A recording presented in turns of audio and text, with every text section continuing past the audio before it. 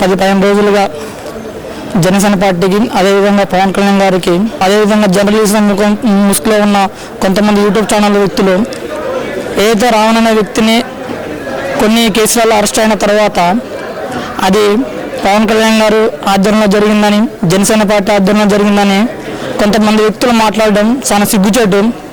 అది రావణ్ అనే వ్యక్తి యొక్క తను మాట్లాడిన విధానం, అదేవిధంగా కొంతమంది రాజకీయ నాయకుల వ్యక్తుల యొక్క వ్యక్తిత్వాల గురించి, అదేవిధంగా ముఖ్యంగా హిందూ ధర్మం గురించి తన ఇష్టారాజ్యం సోషల్ మీడియాలో మాట్లాడుతున్నారు కాబట్టి తనపై కొన్ని కేసులు వేయడం జరిగింది.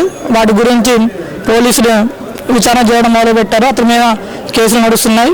దానికి పవన్ కళ్యాణ్ గారికి కానీ జనసేన పార్టీకి ఎలాంటి సంబంధం లేదు. ముఖ్యంగా కొంతమంది పేడాస్టులకు ఒకటే చెబుదామని కోరుకుంటున్నాం. బిడా కబాద్దార్, మీరేదో పవన్ కళ్యాణ్ గారి పేరు చెప్పుకొని పవన్ కళ్యాణ్ గారి గురించి, జనసేన పార్టీ గురించి తప్పుగా మాట్లాడి మీరు ఫేమస్ అవుదామని అనుకుంటున్నారేమో. కబాద్దార్, మీరు ఒక్క గొంతుకుతో మాట్లాడుతూ మేము 1000 గొంతుతో మేము తిరగబడతామని జనసేన పార్టీ తెలంగాణ నుంచి మీకు హెచ్చరిస్తున్నాం. మీరు ఇంకోసారి పవన్ కళ్యాణ్ గురించి కానీ, అదేవిధంగా జనసేన పార్టీ గురించి కానీ మీ ఇష్టారాజ్యంగా మీ యూట్యూబ్ ఛానల్లో మీ పేపర్లో మీ ఇష్టారాజ్యంగా రాసినా మాట్లాడినా ఇప్పటి నుంచి ఊరుకునేదే లేదు. కాబట్టి మీరు మాట్లాడే ప్రతి విషయంపై మీరు ఒక గొంతుకైతే మీ 100 గొంతుగా మిమ్మల్ని తిప్పుకోవడానికి మీరు రెడీగా ఉన్నామని ముఖ్యంగా ఎవరైతే మాట్లాడుతున్నారో వాళ్ళకి తెలియజేస్తున్నాం. అదేవిధంగా రాబోయే తెలంగాణ జెడ్పీటీసీ, ఎంపీటీసీ ఎలక్షన్స్లో జనసేన పార్టీ బలంగా పోటీ చేస్తుంది. ముఖ్యంగా జనసేన పార్టీ పవన్ కళ్యాణ్ గారు జనసేన పార్టీ స్థాపించినప్పుడు ఒక మాట చెప్పాడు, రబ్బర్ చెప్పులు వేసుకున్న వాడిని వాడికి రాజకీయంగా ఎదిగిస్తానని. ఏదైతే పవన్ కళ్యాణ్ రబ్బర్ చెప్పులతో రాజకీయం చేద్దామని కోరుకున్నారో, మన జరిగిన అసెంబ్లీ ఎన్నికల్లో కానీ అంతకుముందుకు జరిగిన మున్సిపల్ ఎన్నికల్లో కానీ ఎక్కువ శాతం యువతకే పవన్ కళ్యాణ్ గారు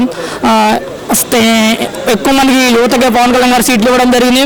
అదేవిధంగా రాబోయే జెడ్పీటీసీ, ఎంపీటీసీ ఎలక్షన్లో కూడా ఎక్కువ శాతం యువతకే పవన్ కళ్యాణ్ గారు టికెట్లు ఇస్తున్నారని మేము ఆశిస్తున్నాం. ఎందుకంటే ఏదైతే తెలంగాణలో 1200 మంది విద్యార్థులు బలిదానం తెచ్చుకున్నారో, నిధులు నియామకాలని ఎవరికి నిధులు వెళ్ళాయో అందరికీ తెలుసు, నీళ్ళు ఎవరింటికి వెళ్ళాయో తెలుసు, ఉద్యోగాలు ఎవరికి వచ్చాయో తెలుసు.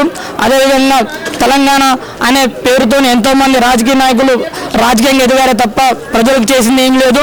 నిన్నగాక మొన్న కొంతమంది తెలంగాణ జర్నలిస్టులు మాట్లాడుతున్నారు పవన్ కళ్యాణ్ గురించి ఇష్టం వచ్చినట్టు. అరే కబద్దార్ బిడ్డ, మీ ముందే ఒకటే చెప్తున్నాం, పవన్ కళ్యాణ్ గారు హైదరాబాద్ జనసేన పార్టీ తెలంగాణలో స్థాపించారు.